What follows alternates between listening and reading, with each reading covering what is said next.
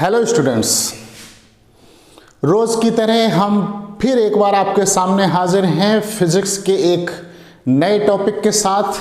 और dear students, आज जो अपना टॉपिक है निश्चित रूप से बहुत ही इंटरेस्टिंग टॉपिक है।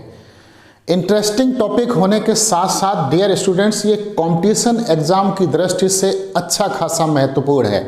किसी भी कंपटीशन में जाएंगे तो जनरल साइंस पर इससे क्वेश्चन अक्सर पूछे जाते हैं। तो डियर स्टूडेंट्स, आज जो अपना टॉपिक है वो है ग्रीन हाउस प्रभाव अर्थात ग्रीन हाउस इफेक्ट। तो डियर स्टूडेंट्स, जानते हैं आखिर ग्रीन हाउस प्रभाव है क्या। तो सबसे पहले हम आपको बताना चाहेंगे डियर स्टूडेंट्स कि कुछ रेडिएशन यानी कि कुछ विकिरण इस तरीके के होते हैं जिनकी तरंगदैर्घ्य कम होती है। जी हाँ, कुछ विकिरण अर्थात कुछ रेडिएशन इस तरीके के होते हैं जिनकी वेवलेंथ अर्थात तरंगदैर्घ्य नीची होती है अर्थात कम होती है। और जिनकी तरंगदैर्घ्य कम होती है जैसे कि प्रकाश विकिरण, लाइट रेडिएशन, इनकी ये विशेषता होती है कि ये कांच से आर पार निकल जाते हैं। कांच इनके लिए पारदर्शी माध्यम का कार्य करता है। लेकिन साथ ही साथ कुछ विकिरण इस तरीके के होते हैं, कुछ रेडिएशंस इस तरीके के होते हैं जिनकी वेवलेंथ अर्थात जिनकी तरंगदैर्घ्य ऊंची होती है, जिनकी तरंगदैर्घ्य अधिक होती है, जैसे कि ऊष्मीय विकिरण यानी कि थर्मल रेडिएशन। इनकी वेवलेंथ अधिक होती है, इसलिए ये कांच से आर पार नहीं निकल पाते हैं और कांच इनके लिए अवरोध का कार्य करता है, कुचालकता की तरीके से कार्य करता है अर्थात अचालक की तरीके से कार्य करता है। होता क्या है डियर स्टूडेंट्स कि आपने अपने इंडिया में देखा होगा, अपने घरों के आसपास देखा होगा, घरों में देखा होगा, जब बहुत ज़्यादा सर्दी पड़ती है, खूब कोहरा पड़ता है, तुषार कटता है, तो ऐसे सिचुएशन में देखिए कि घरों के बाहर या हमारे जो बरामदे में जो गमला रखे होते हैं उनमें जो छोटे छोटे जो नाजुक पौधे होते हैं वो अक्सर ख़राब हो जाते हैं, अक्सर मर जाते हैं। जैसे कि आप देखिएगा सर्दियों में अक्सर तुलसी के पौधे जो है वो ख़त्म हो जाते हैं। कारण क्या है? भयंकर सर्दी। तो जो ऐसे देश हैं जिनमें सर्दी बहुत अधिक पड़ती है, बहुत अधिक ठंड पड़ती है, तो वहाँ जो बागवान होते हैं, जो बागवानी करने वाले जो शख्स होता है उसको बागवान बोलते हैं। तो जो बागवानी करते हैं लोग वो क्या करते हैं, जो उनके जो पौधे होते हैं उनके ऊपर वो झोपड़ी नुमा एक घर बना देते हैं कांच का, इस तरीके से जैसे कि झोपड़ी होती है इस तरीके से। यहाँ गेट लगा होता है और ये इसकी जो दीवारें होती हैं ये कांच की प्लेटों से बनी होती हैं, इधर उधर ऊपर नीचे, और भी सुंदर तरीके से इसको बनाया जा सकता है। और इसके अंदर जो है वो पौधे लगे होते हैं। डियर स्टूडेंट्स, इसको बोलते हैं ग्रीन हाउस। ऐसे घर को बोलते हैं ग्रीन हाउस जिसमें चारों तरफ कांच की दीवारें होती हैं और कांच की दीवारों के बीच में जो जगह होती है उसमें पौधे लगाए जाते हैं, उसमें बागवानी की जाती है। अब होता क्या है डियर स्टूडेंट्स कि जो सूर्य से प्रकाश विकिरण आता है उसकी चूंकि तरंगदैर्घ्य कम है, वेवलेंथ नीची है, तो वो इस कांच को पार करते हुए अंदर पौधों तक पहुंच जाता है। और ऐसे में ये कांच जो है वो अवरोध की तरीके से कार्य नहीं करता है, क्योंकि प्रकाश विकिरण जो है, लाइट रेडिएशन है, उसकी वेवलेंथ कम है, तो प्रकाश अंदर पौधों तक पहुंच जाता है।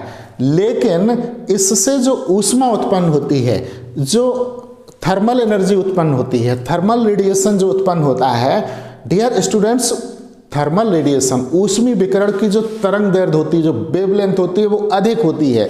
और वो जब यहाँ अंदर उत्पन्न हो जाता है तो वो इस कांच से बाहर नहीं निकल पाता है। उसके लिए ये कांच जो है ऊष्मारोधी का कार्य करता है। उससे कांच जो ऊष्मी विकिरण है वो इस कांच को पार करते हुए वातावरण में नहीं जा पाता है और ऊष्मा अर्थात जो गर्माहट है वो अंदर ही बनी रहती है। और जब ऊष्मा अंदर बनी रहती है तो डियर स्टूडेंट्स वो ऊष्मा उस जो अंदर बागवानी है, जो अंदर पौधे लगे हुए हैं, उनको गर्म रखती है, उनको हीट करती है और वो पौधे सर्दियों में ख़त्म होने से बच जाते हैं।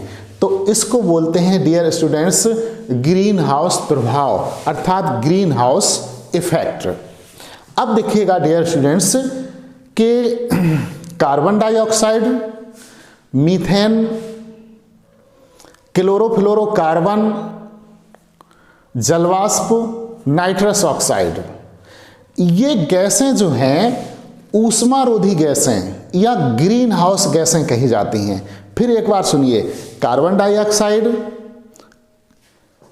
क्लोरोफ्लोरोकार्बन, मीथेन, जलवाष्प और नाइट्रस ऑक्साइड, ये ऊष्मारोधी गैसें कही जाती हैं। इनको ग्रीन हाउस गैसें भी बोलते हैं।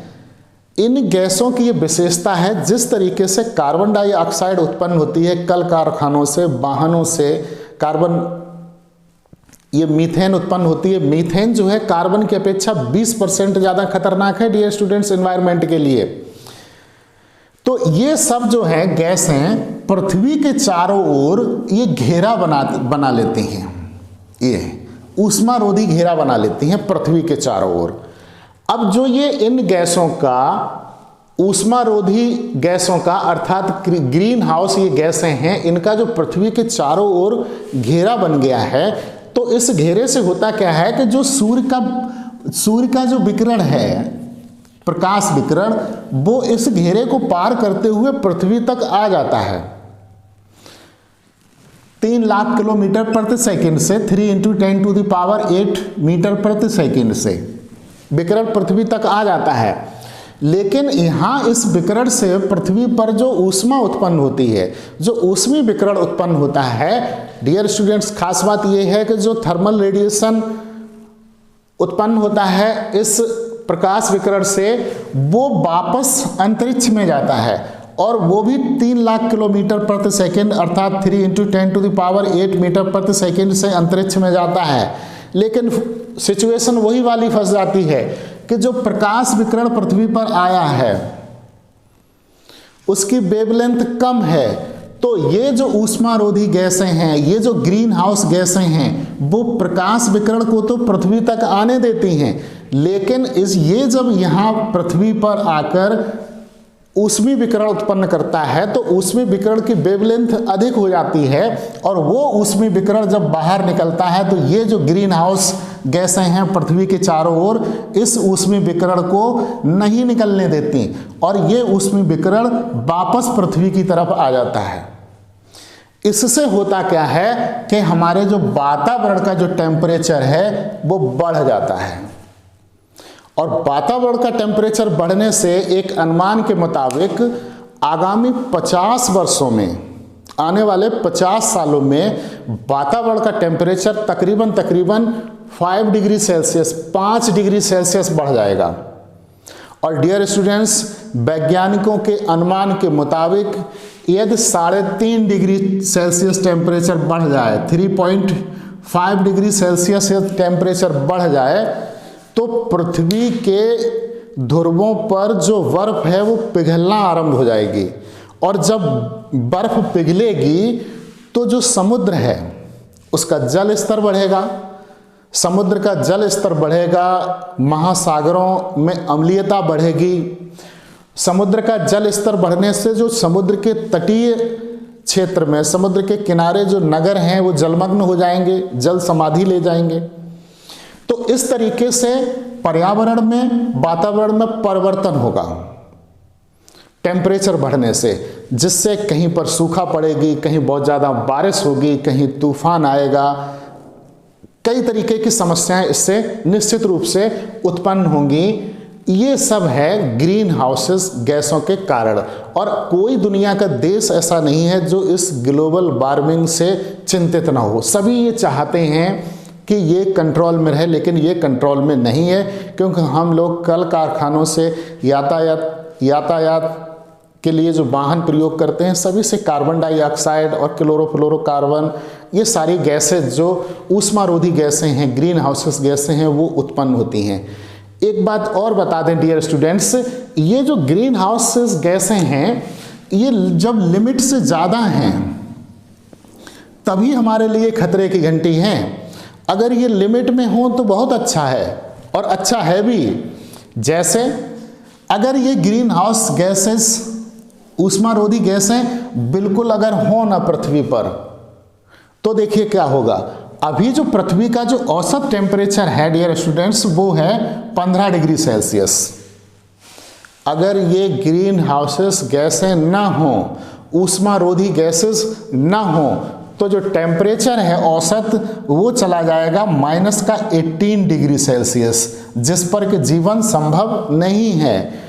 लेकिन ग्रीन हाउसेस गैसेस अगर ज़रूरत से ज़्यादा हो जाएं, ऊष्मारोधी गैसें ज़रूरत से ज़्यादा हो जाएं तब भी ये बहुत खतरनाक है, क्योंकि इससे जो है वातावरण का टेम्परेचर बढ़ता है और वातावरण का टेम्परेचर बढ़ेगा तो फिर बर्फ पिघलेगी, बर्फ पिघलेगा तो समुद्र का जल स्तर बढ़ेगा, समुद्र का जल स्तर बढ़ेगा, जलवायु परिवर्तन होगा, वातावरण में परिवर्तन होगा और निश्चित रूप से प्रकृति के लिए एक बड़ा खतरा उत्पन्न हो जाएगा। डियर स्टूडेंट्स, एक बार फिर समझ लीजिए इसको जल्दी जल्दी कि आखिर ये ग्रीन हाउसेस है क्या। जो सूर्य से प्रकाश पृथ्वी पर आता है प्रकाश विकिरण के रूप में, उसकी तरंगदैर्घ्य कम होती है। तो पृथ्वी के चारों ओर जो ग्रीन हाउसेस गैसेज हैं, carbon dioxide, methane, chlorofluorocarbon, nitrous oxide, जल वाष्प, तो प्रकाश विकिरण की तरंगदैर्घ्य कम होती है तो प्रकाश विकिरण पृथ्वी तक आ जाता है। लेकिन प्रकाश विकिरण से जो ऊष्मा उत्पन्न होती है, जो ऊष्मी विकिरण होता है, वो भी वापस अंतरिक्ष की ओर जाता है 3 × 10⁸ मीटर पर सेकंड के हिसाब से प्रकाश की चाल से। लेकिन उस समय जब वो ऊष्मी विकिरण के रूप में अंतरिक्ष में जाता है तो तरंगदैर्घ्य उसकी अधिक होती है, वेवलेंथ अधिक होती है, और वेवलेंथ अधिक होने की वजह से ये जो ग्रीन हाउसेस गैसें हैं, ऊष्मारोधी गैसें हैं, ये उनको अंतरिक्ष में जाने से रोकती हैं और ऊष्मा जो है इनसे टकरा के कहाँ आती है, वापस पृथ्वी की तरफ, और इससे ये टेम्परेचर इसका बढ़ता है। टेम्परेचर बढ़ेगा तो निश्चित रूप से प्रकृति के लिए खतरा है। तो इस तरीके से स्टूडेंट्स ये अपना टॉपिक जो आज का था ग्रीन हाउस प्रभाव अर्थात ग्रीन हाउस इफेक्ट, उम्मीद है कि समझ में आया होगा। हमारा वीडियो कैसा लगा डियर स्टूडेंट्स, लाइक और कमेंट्स जरूर कीजिएगा, शेयर कीजिएगा। Thank you.